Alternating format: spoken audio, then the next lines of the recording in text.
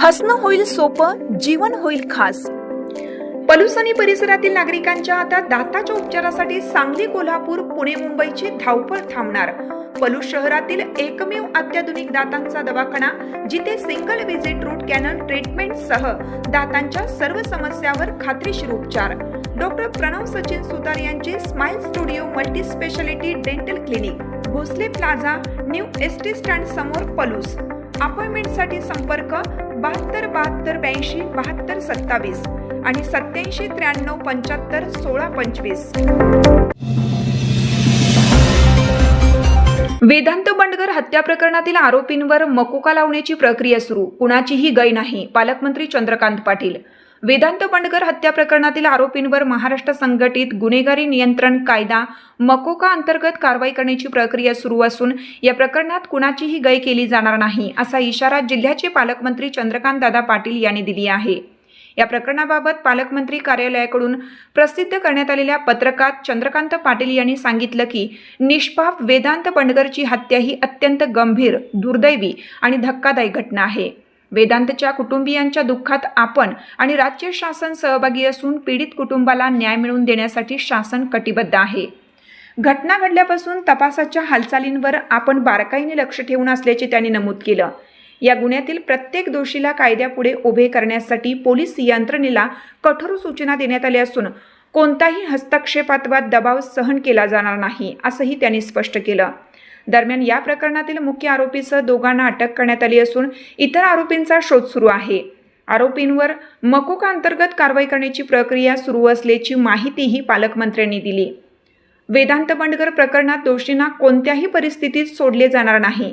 न्याय मिळवून देण्यासाठी प्रशासन आणि पोलीस यंत्रणा पूर्ण क्षमतेने कार्यरत असून या गुन्ह्यात कुणाचीही गय केली जाणार नाही, असे चंद्रकांत पाटील यांनी म्हटले आहे.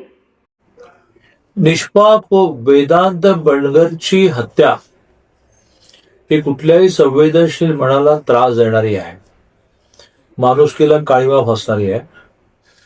या गुन्ह्यामध्ये जे आरोपी आहेत त्या आरोपींना अटक करून त्यांना शिक्षा ठोठावल्याशिवाय शासन स्वस्थ बसणार नाही.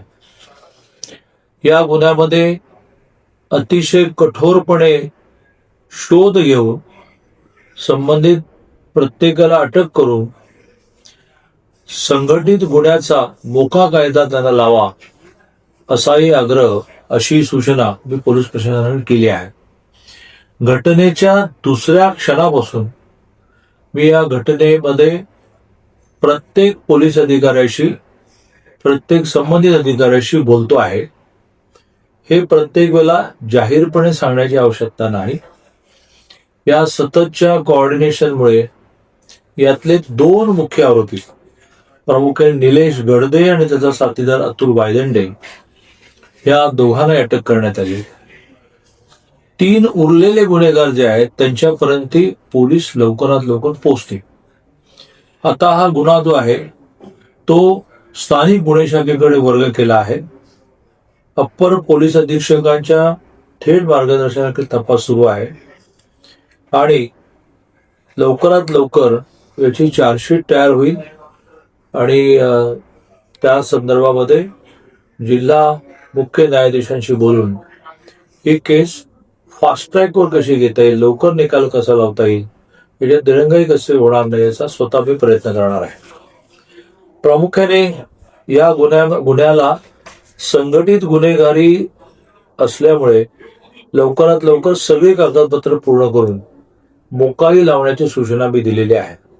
आणि त्यामुळे मी सर्व नागरिकांना आश्वस्त करतो की त्याच्या कुटुंबियांच्या दुःखामध्ये तर आम्ही सहभागी आहोतच, त्या कुटुंबियांच्या मागे खंबीरपणे आम्ही उभे आहोतच, पण यातला एकन एक गुन्हेगार हा शिक्षेपर्यंत पोचेपर्यंत, ज्याला कन्व्हिक्शन आपण म्हणतो, आम्ही स्वस्थ बसणार नाही, अशी मी ग्वाही देतो.